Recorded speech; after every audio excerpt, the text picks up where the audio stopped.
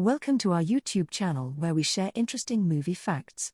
Join us as we uncover the secrets and trivia behind your favorite films. From classic Hollywood hits to indie gems, we cover it all.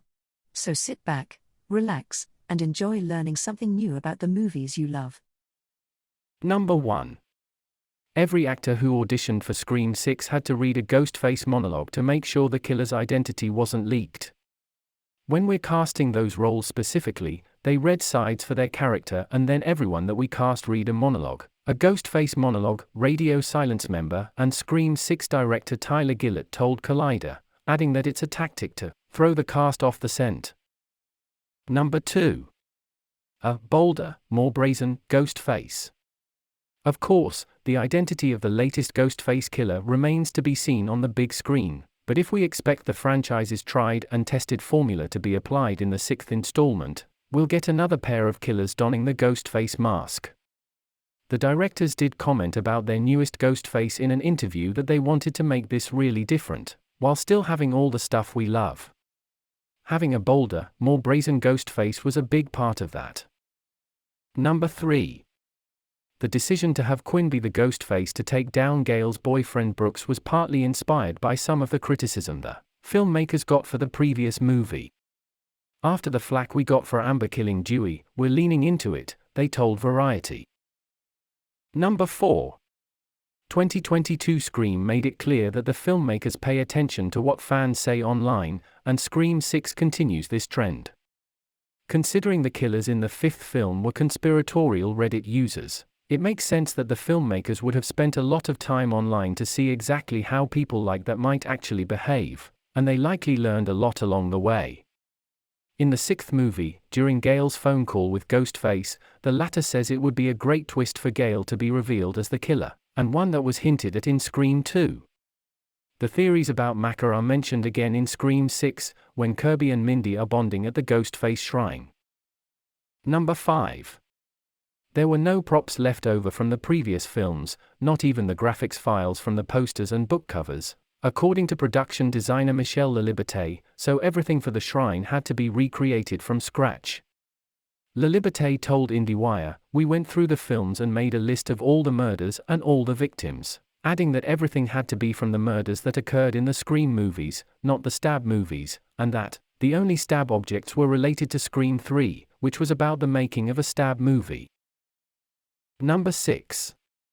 Illustrated images of the previous victims were used instead of photographs for legal reasons. "We didn't have rights to photos of those actors," LaLiberte explained, adding that while it started as a problem or a challenge, she thinks it's more interesting than if we just had photos of the victims in the displays. In the end, it's much more emotional. Number 7. Out of all the Scream movies, this one had the second highest budget at $35 million. The third and fourth films both had budgets of $40 million, the second and fifth both had budgets of $24 million, and the original had a budget of $15 million. Number 8. Adjusting for inflation, Scream 6 had the third biggest domestic opening weekend of the franchise. It brought in about $44.5 million, while the second and third films both brought in about $60 million. Not factoring in inflation, Scream 6 had the biggest opening weekend. Number 9. Kirby was supposed to return sooner, but no one could track down Hayden Panettiere in time for the 5th film.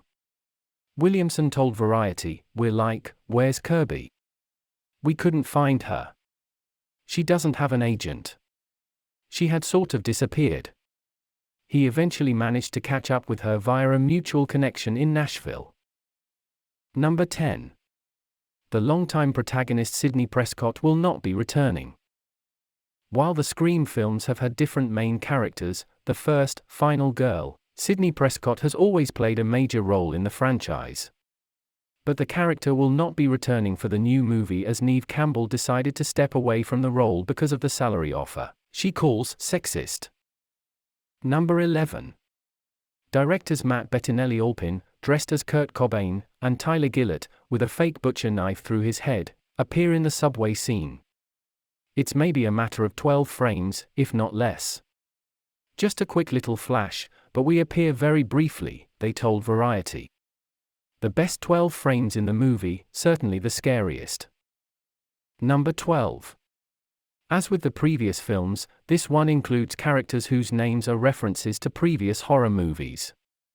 Samara Weaving's character Laura shares a last name with Marion Crane from Psycho, and given that Friday the 13th Part 8, Jason Takes Manhattan is playing on the TV in his apartment, it's fair to assume Tony Revolori's character is a nod to the machete-wielding killer.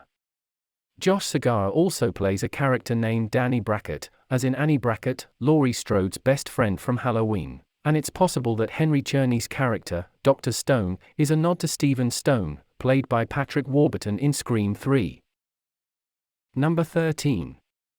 Tim Robinson of I Think You Should Leave fame has a cameo.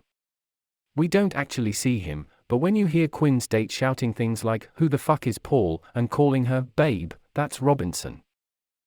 Number 14. The home videos featuring Richie at the end of Scream 6 weren't created digitally, they're actual home videos of a young Jack Quaid. He also revoiced all of the lines in Stab that you hear in that sequence, according to producer James Vanderbilt. Number 15. Radio Silence begged Paramount to leave out a certain moment from the trailers. For the first time in the franchise, we see two ghost faces in costume on screen together.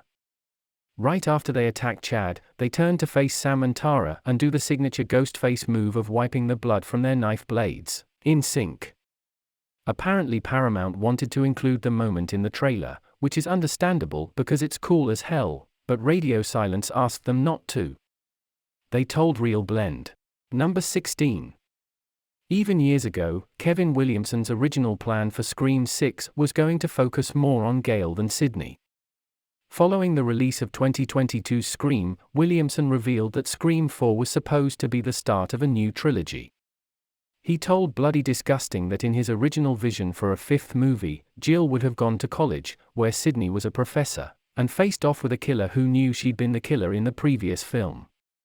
Scream 6 was gonna answer whatever happened between Dewey and Gale, Williamson continued. Sidney was in it, but it was more focused on Gale's storyline. Number 17. Courtney Cox, who plays Gale Weathers, and Roger L. Jackson, who voices Ghostface, are now the only two actors to be involved in every film in the franchise. Neve Campbell didn't reprise the role of Sidney Prescott for the first time due to salary negotiations breaking down, and David Arquette's character Dewey Riley was tragically killed in the fifth film. Number 18. Though it's set in one of America's most well-known cities, Scream 6 is the first to be filmed outside the US.